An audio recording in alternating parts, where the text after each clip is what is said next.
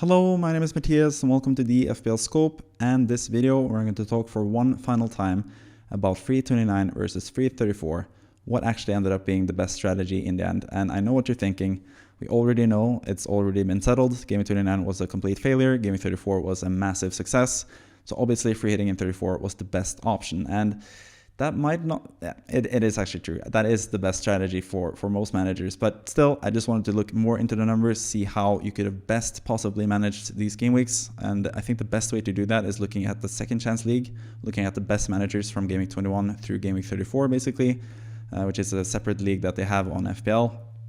So I'm going to go through the top 100 players in the Second Chance League and see what they did, how they managed these game weeks. Did they free hit in 29? Did they free hit in 34? Did they not have the free hit available at all? We're going to look more into those numbers pretty soon in this video. But first, as someone that was a pretty big proponent of free hitting in 29 and someone that did that myself as well, to not that great effect, I ended up with, 16 points, I think, in Gaming 29 on my free hit. And then I ended up with 101 points, which was actually fair enough without the free hit and 34. As someone that didn't really do too well in these game weeks, I just wanted to have a bit of a rant and sort of let out some steam from all the stuff that I've done wrong and the stuff that have gone against me these game weeks before I go into the more professional numbers, by the numbers, even-keeled sort of presentation thing for this video, basically, if that makes sense. But first of all, let's just do a quick recap of why Gaming 29 was such a colossal failure and why Gaming 34 free hit was such a massive success as well. And also the game weeks in between as well. I think it could have gone a bit differently compared to what happened in real life. Obviously, we had some fixtures that changed completely just due to the FA Cup results, which were kind of interesting. At first, it looked like it was going to be a massive help for anyone that free hitted in 29, and it ended up being pretty bad for those guys, me included, as well. But either way, Gaming 29, the reason that I free hitted in this game week was because I basically didn't want any of these players before and after Gaming 29, pretty much, because the game week consisted of just Spurs as one of the big six teams, also had Aston Villa, West Ham, Brentford were sort of like the standout teams, Nottingham Forest, some people went for those players as well. But for me, I just wanted to get through that game week without having to sacrifice my team before and after that game week. And I figured I could potentially gain 20, 30, 40, maybe even 50 points if I was lucky on people not free hitting this week, because it did have some nice players and in some nice favorable fixtures. So obviously the main guys this game week was Brentford playing at home against Burnley. That seemed like a really nice fixture to target. Having Brentford players, Ivan Toney back from suspension, being the striker for them, penalty taker who has been a pretty consistent FPL player in the past. Sergio Reguilon, who we'll get to pretty soon, who is on corners still for Brentford and has actually shown some assist potential and some clean sheet potential for Brentford, playing as Burnley at home. You figured he'd be good. And then Flecken obviously was also a really popular player. I didn't go for him myself because I backed West Ham and Areola, who was the more non-free hit 29 goalkeeper. But yeah, those three players from Brentford looked really good. Picking either or from Nottingham Forest or Fulham, not Fulham, Nottingham Forest or Luton in that game could go well. Morris could do well. Chris Wood could do well. Gibbs White, Elanga, those guys could potentially do well. Doughty could do well. Barkley could do well. Like a couple players that could potentially do some nice scores in that game. Then the third game of that game week was Spurs against Fulham, and Spurs had just beaten Aston Villa 4-0 away the week before in Game 28, so it looked like going triple Spurs was pretty much essential for this game week. And it was hard to navigate that game week without a free hit and getting many Spurs players, because they had a blank game week in Game 26 only, like just a couple weeks prior. So navigating that game week with triple Spurs and without a free hit seemed like pretty much a nightmare, basically. And then the final game was West Ham against Aston Villa. Again, two teams that could potentially score a lot of points, could potentially lose as well. Pretty open game, I think, between West Ham and Aston Villa, straight after Aston Villa lost 4-0 to Spurs. So yeah, whoever you backed there, you could have gotten some points as well. But basically what happened in Game 29, just going to go through this once again. 9 minutes into the Brentford game, Reguilon gets a red card and a penalty against him. Burnley obviously score, so clean sheet wiped away for both Reguilon, who was sent off anyway. He wouldn't have gotten that clean sheet regardless, and Flecken for anyone that went with him. And that also obviously hampered Toney. So straight away, 3 players after 9 minutes, 3 Brentford players just looked terrible at that moment with 1 man less and 1-0 down. Basically just destroyed that game for anyone that backed Brentford, which was the popular choice. Then you have the game between Nottingham Forest and Luton, and in a game like that, where you have some players have managers, or some managers have players from Nottingham Forest, some players have players from Luton, you back one or the other and hope that they will do well. And in that game week, where free hitters had either Nottingham Forest players or Luton players, you want at least one of them to do well. Or if you're not on a free hit, especially, you want none of them to do well. You hope for a 1-1 match where the goal scorers are players that aren't that popular, and that's basically what happened. Apart from Nottingham Forest goal was obviously Gibbs White passing to Chris Wood, two quite popular players on a free hit that game week, so those of you who went for those players were happy about that. But for someone like me who had Doughty, who got 0 points, got subbed off at the half, and Elanga, who missed a major chance, cleared off the line basically by Luke Berry, no, not Luke Berry, yeah, whatever, it doesn't really matter, from some random Reece Burke, obviously, Reece Burke from Luton. Elanga was really close to getting an assist and a goal, but didn't get anything. He blanked. It was a really nice differential, I think, that week. But again, that failed me. So that game didn't really do much for anyone apart from those that went for Wood and Gibbs White. Then the third game, Spurs against Fulham. We all expected Spurs to just dominate Fulham as they did against Aston Villa the week before. But Fulham ended up winning 3-0. And anyone that didn't go for Muniz, which was most people that game week, whether you were on a free hit or not, if you didn't go for Muniz, or any other Fulham defenders, which was also not really a good idea, considering Son and Maddison were like the main guys to bring in that game week, then that failed as well. So pretty much everything that could go wrong in Game Week 29 did go wrong. And then finally we had the game between Aston Villa and West Ham. And like I said, with the Nottingham Forest Luton fixture, you just want the players that you back to do well, whether that is West Ham or Aston Villa. Some people went for West Ham players, some people went for Aston Villa players, most people went for Aston Villa players. You know, Watkins and Bailey and those guys, or Moreno, for example, from Aston Villa. And from West Ham, you have the likes of Kudus, Bowen, and those guys. Areola maybe, like I did. So you're just hoping for those guys to get points at least. Any of those guys. But basically what happened in that game as well, one goal from Mikel Antonio, really not popular pick. One goal from Zaniolo from Aston Villa, really not popular pick. No clean sheets, no goal points basically, apart from if you had Antonio, Zaniolo, Kufal, or Diaby, I think, who was like not really that popular that game week either. So basically you had the worst result in that game as well. So all four results just went completely the wrong way compared to what you expected. And in terms of who got the points, so obviously it was the lowest scoring game week of all time, I think, potentially, or at least for this season, it's been the lowest scoring game week. So terrible free hit in 29. And obviously, what happened during game 29 as well was the FA Cup results, which were kind of interesting because Man United beat Liverpool, which made things happen in terms of the fixtures coming up in Game 34 and Game 37, and affected the fixtures coming up. And also Coventry beating Wolves, turning that game around and scoring 2 goals pretty late and knocking Wolverhampton out. That also meant that Wolverhampton would have a likelier chance of doubling in Game 34 as well.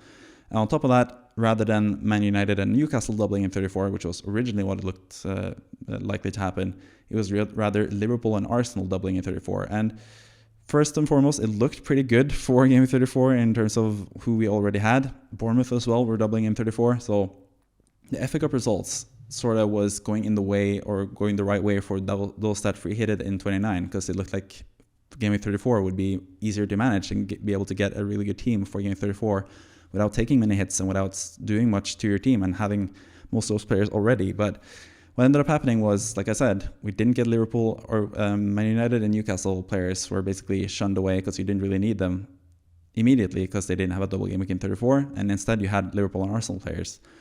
Arsenal players, most people already had Saka and Gabriel already. A lot of people already had Saliba as well. Those three were like the main Arsenal players to have.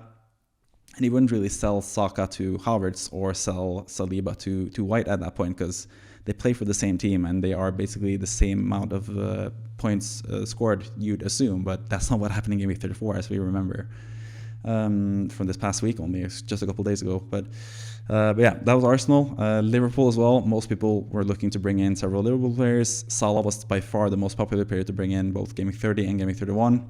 He's been terrible, and you went for Salah instead of going for someone like Newcastle or Man United. Anthony Gordon was terrific this period. Alexander Isak was terrific this period, rather than Darwin. Don't get me started on Darwin. He's awful. And obviously, Bruno Fernandes and Garnacho as well were also really, really good in this period. So I think if the original fixtures had played out as they were intended, if you had Newcastle and Man United doubling in Game 34, a lot of managers, including myself, were bringing Manchester United and Newcastle players between game week 30 and 33, and they did really well in that span, because I think among the top 5 players scoring, or the top 5 scoring players in these game weeks, game week 30 to 33, I think 3 out of the top 5 were Man United and Newcastle players. So in the end, those fixtures also went the wrong way, basically, for anyone that free hit in 29. And then obviously we get to game week 34, the double game week that we just went through. And of course, the most template Arsenal players in terms of not having a free hit. The regular, like for me, the template players were Saka, Gabriel, and then I bought Raya as well, which was a mistake on my part, I have to admit that. But still, Raya got 16 points. He was actually pretty good in the double game week. But yeah, that was not optimal Arsenal lineup, because obviously people on free hit could choose the more informed players like Ben White and Kai Havertz. They scored a bunch of points. Ben White scored 26 points. One of them coming from a goal where he got past the ball from Ødegaard, which was another pretty popular free hit player compared to regular non-free hit player in that game week. Pass from Ødegaard to Ben White, who basically shanks across and it goes top ins instead. So Ødegaard gets the assist, White gets the goal, and they both get bonus points from it as well. So huge swing there for anyone on a free hit in 34, obviously. And then you also have Kai Havertz, who scored 2 goals, and Saka doing terribly. But a lot of people had Saka still, even if you were on a free hit. But at least you were able to have either Havertz or Ødegaard, and then Ben White on top of that in defense if you were free hitting in 34, which was a massive boost, obviously. Then we come to Liverpool, who had 2 terrible games in game 34. Darwin Núñez did nothing. Salah did nothing. Virgil van Dijk did nothing. So it looked like Liverpool would be a huge benefit to those of us that free hit in 29 to have Liverpool double in 34. But those players, Van Dijk was terrible leading up to it. Salah was terrible leading up to it. I captained him every single game week, and that's been my biggest flaw so far in terms of this season, I think. And then Darwin as well was also really terrible going into game week 34, which was not really what we expected in those game weeks, because before game week 30, 31, 33, 34, Liverpool looked in really good form. They were winning most games, left, right, and center, and that was without Trent Alexander-Arnold, Mohamed Salah, and Alisson, for example. So those guys were coming back. Robertson as well was coming back. So it looked really nice for Liverpool, but they actually ended up being a trap. So again, terrible variance or luck, I should say, for those game weeks as well. Meanwhile, all the Newcastle players did really well, and the Man United players did really well as well, obviously with Isak and Gordon and Fernandes as the main 3 out of those guys. And then we come to Crystal Palace. The guy who's in the thumbnail, as you can see, Jean-Philippe Mateta, he had 1 game week where he had a double-digit score throughout 3 seasons of Premier League football. 12 points against Man City in like game week 9 or game week 8 or something. That was his only double-digit haul so far in FPL. And he became a hugely popular player on free hit because there were obviously no other strikers that you could choose from. Solanke was a really popular pick. He was also pretty bad between game week 30 and 33, where I carried him through, basically. So he was a pretty popular pick. But apart from that, Darwin Núñez was looking under threat from Jota coming back from injury, of course, just in time for game week 34. So people didn't go for Darwin on a free hit. You dodged that bullet, thankfully. And also you had Matthias Cunha, who was looking like a decent player with a double game week, but then of course he got injured and he wasn't available for game week 34 either. So free hitters in game week 34 mostly had just Solanke and Mateta to choose from. And obviously you want to have at least 2 strikers because you want to have 7 attacking players and maximize your potential output for the double game week. So Mateta became a super popular player this game week, and obviously playing at home to West Ham, at home to Newcastle, 2 teams above Crystal Palace in the table, Mateta managed to score 29 points, which is either the 3rd highest score of all time or 5th highest score of all time from Mateta, who was mostly a player on free hit, and not that many squads without a free hit had him. Some did, and credit to them, of course, but some like me who had Darwin in the double game week and Solanke in the double game week, and then Haaland, who's the final guy, who was not confirmed to be out for that game week. I thought going into that game week, if Haaland was confirmed to start against Brighton away, I think that would have been at least equal to Mateta in the double game week. I don't know. Am I just crazy here? Or is Haaland away to Brighton? At least like 2-3 game weeks ago, everyone would choose Haaland in that game compared to Mateta for Crystal Palace against West Ham and Newcastle, but maybe I'm wrong there as well. So that's probably what I should have done, just done the -4. That's what I should have done, -4 hits to do Mateta to Haaland, basically. So yeah, that ended up going the wrong way as well. Crystal Palace, which were the one team that everyone wanted to triple up on if you were on a free hit. That was the one major advantage you had, because everyone had triple Arsenal, everyone had triple Liverpool, everyone had basically double game week players across the board, but Crystal Palace was the one team that was difficult to get to. Most people got to SA and bought him in. He was a natural replacement for Son, for example, in that game week. So I did that, for example, got in SA. But tripling up on the Crystal Palace attack especially, but also considering they got a clean sheet against Newcastle, having a defender from there was also good. But having Mateta and Eze, and then either Henderson or Munoz, or even Olise if you went for the triple up, that was a really nice benefit for anyone that free hit in 34, which obviously I was not part of. So huge scores for everyone there as well. But that's pretty much what happened, basically. Everything that could possibly go wrong went wrong in Game Week 29. Everything that possibly could go right went right in Game Week 34. So naturally, it seems like the best decision, or the best, at least, the best outcome for sure, was free hitting in Game Week 34. And probably the best decision as well. Maybe this has swayed me to think more about using a free hit in a double game week rather than a single game week going forward, or a bank game week as I did. Maybe that will be the conclusion. I think most of you guys watching will say definitely that's the conclusion. Double game weeks are more beneficial than blank game weeks when it comes to free hit. I'm not 100% sure that's true, potentially. And I think I might potentially be able to convince you of that, or at least make a stronger argument for still free hitting in a blank game week, even though it seems super far-fetched. And I've basically done 15 minutes of copium so far in this video. But let's get to the numbers from the managers that have done the best in these game weeks. Between Game Week 21 through Game Week 34, which managers have done the best? The top 100 in the Second Chance League have done the best, basically. So let's check out what they did in these game weeks and how they navigated these game weeks in total, basically. So yeah, not the best graphics here. I've done a lot of this. It's been a painstaking thing going through all 100 teams and going through all the scores and stuff. So I haven't been able to do the best graphics for this, but just bear with me here as we go through the list of all the things here. So we're going to go through a couple of things. First is total managers. How many managers used free hit in 34 out of the best top 100 managers in the Second Chance League? How many managers went without a free hit in 34? Going to be interesting to hear what you guys think about that in the comment section. I'm going to get back to that pretty soon. The average points they scored between Game Week 26 and Game Week 34. And the reason why I picked Game Week 26 is because it's 3 weeks before Game Week 29. Game Week 26 is basically the one game week, or the main game week, where people decided either consciously or subconsciously to free hit in 29 or not. Because this was the game week where most people went for Hwang Hee-chan against Sheffield United at home, despite him not having a fixture in Game Week 29. Having someone like Bowen, obviously, who scored a hat-trick that game week and got 20 points, compared to Hwang, who got 3 points in that game week. Another big swing for anyone that free hit it in 34. If you'd gone for Bowen instead, you would have been more locked into free hit 29, because he had pretty good fixtures going up into that. He had the game against Brentford where he scored the hat-trick. He also had a game against Burnley in Game Week 28 as well. So going for Bowen would have been the more logical thing to go with there, rather than Hwang, who had Sheffield United, who had pretty good fixtures going up to Game Week 29, but didn't have a fixture in Game Week 29. So that's why I chose Game Week 26. I think that was the moment where most people went for free hit 29, which was the more popular tactic in the end, because I think among the top 10K, I think 80 out of 100 people did not free hit in 34. So that means that they most likely free hitted in Game 29, basically.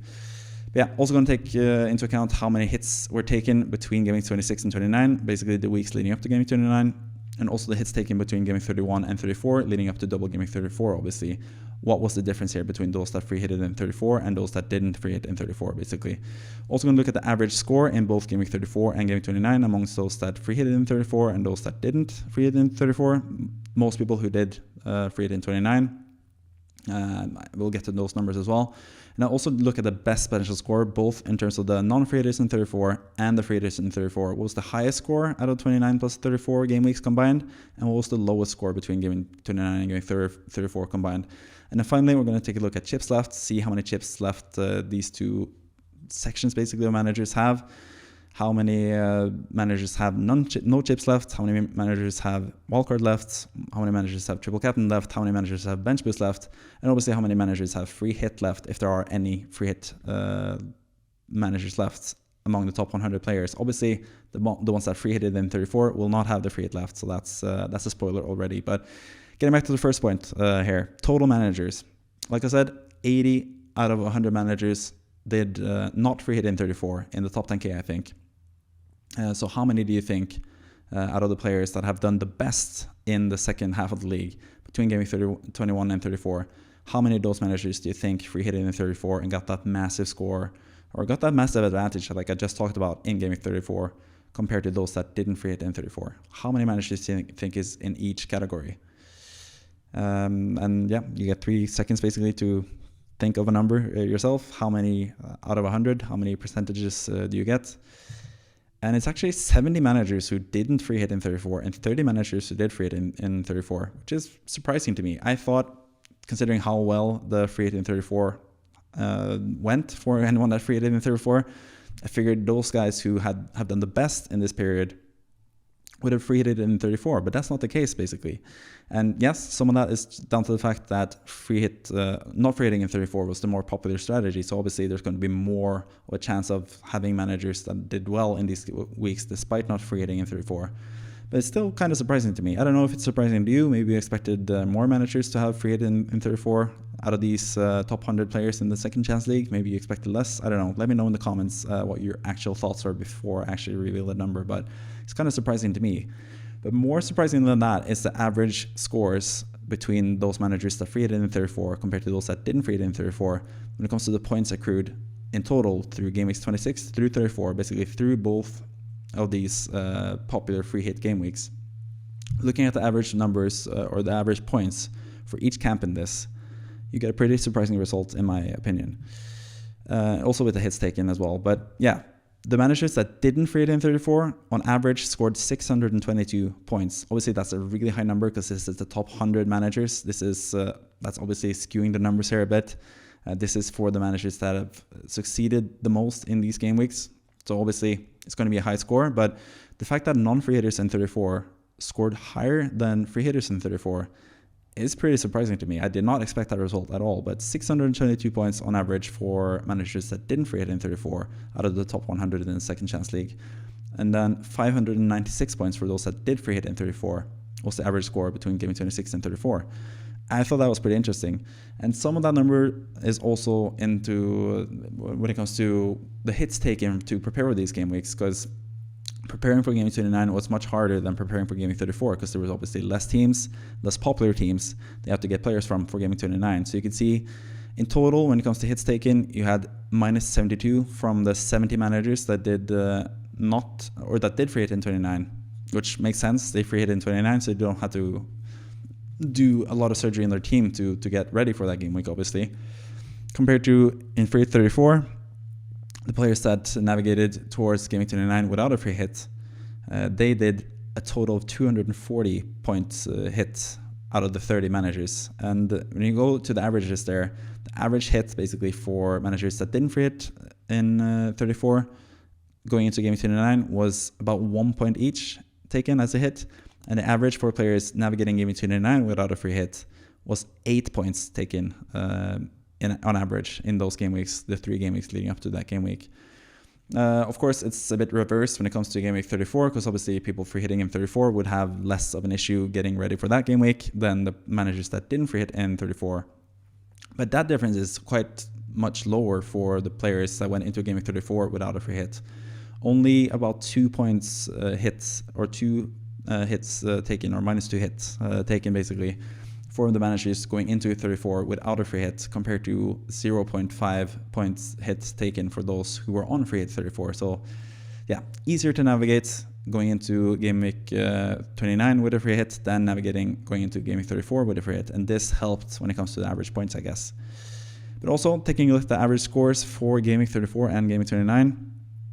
Again, surprising to me. Game week 34, for those that were the best managers, obviously, that's again why this is skewed a little bit. When you look at just the average points for players that free hit it in total in the top 10K for game week 34, I think free hitters scored on average like 121 points or something, and then the managers that didn't do a free hit in 34 scored like an average of like 91 points. So obviously a 30-point swing here, but amongst the top managers, among the optimal ways of handling these game weeks, it was dead even basically. 143 points, 144 points ish for both those that free hit it in 34 and those that didn't free hit it in 34. So that shows that you could have handled these weeks without a free hit in 34 easily and still gotten a really high score, as you saw from this.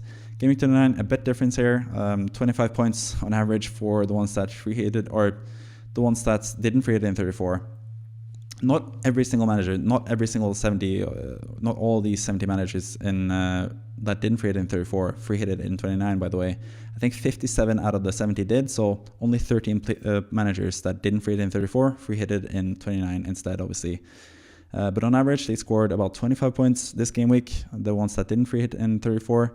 And amongst those that free hit in 34 and didn't free hit in 29, they scored on average 17 points this game week. So yeah, again, terrible game week, as you can see. Even if you like double or like half the numbers here to account for the double game week or the single game week here, it's a massive swing. Like, you wouldn't expect that to happen at all in these game weeks. Kind of shocking that game week 29 was so low scoring and game week 34 was so high scoring. You'd expect game week 34 to be much higher scoring, obviously, because it was a double game week, but basically 130 points difference or 120 points difference. It's kind of crazy, but yeah, that's basically how it goes for these game weeks. And then finally, looking at the highest, or not finally, but penultimately, looking at the highest scores and the lowest scores between game week 29 and game week 34 amongst the most successful managers at the latter half of the season. Let's see how that panned out as well. So basically, for game week 34 free hitters, the highest score between game week 29 and 34 combined was 192 points. One manager managed to get 45 points in game week 29 without a free hit, which is quite impressive. And he also got 147 points in game week 34 on the free hit, basically. So 192 points total. But as you can see, the higher upside play here was not free hitting in 34 and being able to get those players correctly. Because obviously, if you had Ben White, if you had Kai Havertz, if you had even Bruno Fernandes, who scored really well in game week 34 as well, despite not having a double game week. If you had these players between game week 30 and 34, you got a really high score, because these guys were really good throughout the whole period, basically going into game 34 and beyond. Before that as well, both Havertz and White have been really good for a long while now. So the highest score in game 29 and 34 combined was actually better for those that didn't free hit, or better for one of the managers that didn't free hit in game 34, as you can see. 36 points in game 29 and 192 points in game 34, which is also quite interesting that the manager that did these two game weeks the best combined actually had a lower score in 29 and a much higher score in 34, which is kind of counterintuitive if you ask me. But yeah, higher ceiling there for non-free hitters in 34, as you can see, but also a lower floor, as you can see. Among the non-free hit 34 players, the lowest score there was someone that scored 19 points in game week 29 and only 91 points. And only 91 points sounds crazy, but that's how good that game week was. And 91 points in game week 34, basically, so 110 points in total. Meanwhile, the lowest scoring manager out of those that free hit in 34 over the two game weeks was someone that got 11 points only in game week 29, but then got 128 points in game week 34. So game week 34, if you free hit it in that game week, you're pretty much guaranteed a really, really, really high score. Like, I've seen very few people on a free hit that got less than 100 points. I got 101 points myself that game week without a free hit, and I think that's like not the best, obviously. Even though I was only 8 points away from having basically like a gray arrow and staying on my rank at 15k, I went down to 20k instead myself. But yeah, just interesting to see. Higher ceiling actually for the ones that didn't free it in 34, but also a much lower floor, obviously, than the ones that did free it in 34. So I think that was quite interesting as well between these two game weeks. And then finally, the chips left. Obviously, one of the biggest advantages for me, at least, that didn't free it in 34 is the fact that I didn't have the wildcard in game week 30 or 31 to get out of that game week 29 team that most people prepared for. Obviously, the ideal strategy would just be to completely not think about game week 29 at all. Just go into that game week with like 2 or 3 players, and you still would have scored about like 10 points max less than the average score, because that was such a super low scoring game week. But obviously, you didn't know that going into that game week. So a lot of people that free hit it in 34 and had to navigate 29 without a free hit. Some of those managers did pretty high hits to get into that game week, game 29, with a hope of achieving a high score. Someone actually did a minus 28 going into game week 29 and only managed to score 18 points in that game week. So obviously that's not optimal, but still they are among the managers that are in the top 100 in the second chance league. So it tells you something about how good you could do outside of these double game weeks and still do badly in these game weeks and still manage to have a pretty high score in total, basically. But yeah, the big advantage to guys like me who free hit it in 29 is the fact that I do still have my wildcard left for now, gaming 35. That video is coming out later today. I'm doing a double video today, basically. But I have the wildcard in gaming 35 that I can use to make a perfect bench boost for gaming 37 as well, or not perfect bench boost, but at least like a more optimal bench boost than those that did wildcard in gaming 30 or 31, because those guys probably carrying the likes of Gusto who's injured, or Dogi who's injured, Bradley who is not playing for Liverpool anymore, Kelleher is not playing for Liverpool anymore. Several players have dropped out since that time. And that's always going to happen in FPL, basically. We knew that already going into this. So obviously that was a big help for anyone that's saved their wildcard to gaming 35. And obviously you could say that it's bad luck as well for those guys who had Udogie, for example, from game 30 and 31, hoping to have him for the double game week in 35 and 37. And now they're going to be without a Spurs player. That is bad luck for them as well. I have basically made the case for free hit 29 managers being unlucky, but it also obviously happens to managers that did free hit in 34 as well. They do get unlucky with other things, obviously. But yeah, getting back to the point, chips left is basically the main strategy, or the main positive that anyone that free hit in 29 can look into now as well. So let's look at the numbers here as well. How many chips left do the managers who didn't free hit in 34 have, and how many chips left do the managers that did free hit in 34 left, basically. So in terms of managers that have no chips left, 11 out of the 70 players who didn't free hit in 34 have no chips left, and 3 out of the 30 managers who did free hit in 34 have no chips left, basically. When it comes to the wildcard, a lot of managers still have the wildcard left among those that didn't free hit in 34, 40 out of 70. And that's completely the opposite in the 4 managers that did free hit in 34. Only 1 manager has managed to save their wildcard until this point. So yeah, that shows, again, the strategy, why it was easier to navigate 29 with a free hit and 34 without a free hit for those of us that did that, compared to those that did free hit in 34, because they basically needed to have a new team after game week 29, which was a blank game week, obviously, where you needed to load up on those players and then have a totally different team for the future, basically. But only 1 manager has managed to keep the free hit or the wildcard after this. I think the optimal strategy, obviously, would be to not use the free hit in 29. And obviously, always the optimal strategy is just being able to navigate the fixtures without having to use the hits or having to use the chips at all. But yeah, only 1 manager still has the wildcard left among those that free hit in 34. When it comes to the triple captaincy chip, only 1 manager also who free hit in 34 have the triple captaincy chip left, but 11 out of the 70 managers that didn't free hit in 34 still have their triple captaincy chip left. And I think this is sort of a telling number in many ways, because I think most engaged managers, most managers that have really do the research and stuff, probably use the triple captaincy chip on Haaland in game 25.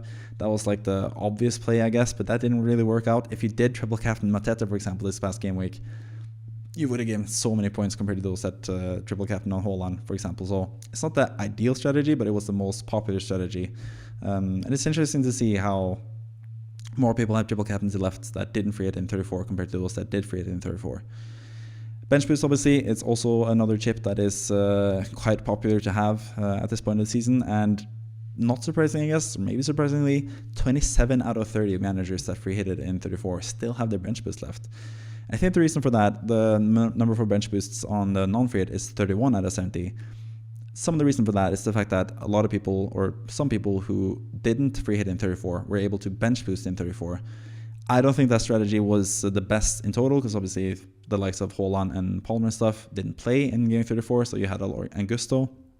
So you had a lot of players that you expected to play that didn't play. I think if I had played the bench boost, I would have gotten like 2 points from Mike Norrie, and that would be it, basically. So yeah, it's not ideal for most managers, but some managers actually gained a lot from bench boosting this game week. Obviously, having the likes of Brantwaite getting 20 points, Pickford getting 18 points, Foden getting 16 points, Fernandes getting 17 points that he got or something, Watkins getting 9 points. There were several benchable players this game week that did really, really well. So for some managers, it really worked out for them to use the bench boost rather than the free hit in 34. So that's why there's a lot of people that use the bench boost already on the non-free hit 34 side, basically. And then finally, we have the free hit chip, obviously. All of the free hit 34 managers have used their free hit, because obviously you would have to use it in 34, basically, to be amongst the managers that use it in 34. That makes sense.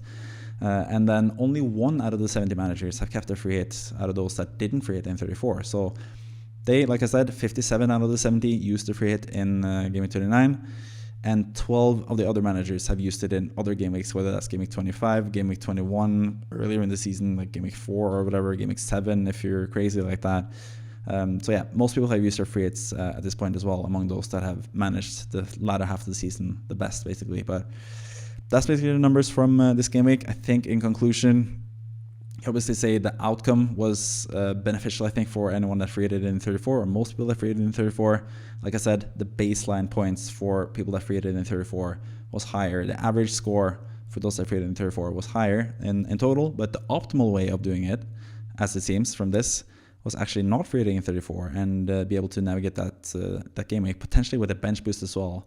If you were able to avoid these Liverpool players that ended up being traps in the end, and you had the likes of Ødegaard, Havertz, Ben White, Bruno Fernandes, Anthony Gordon, Isak. If you managed to have those guys leading up to your game week 34, or at least the guys that did score really well in 34 as well, then that was the optimal strategy, basically. That's how you could get 228 points from 2 game weeks, despite 1 game week being the worst game week of all time, basically.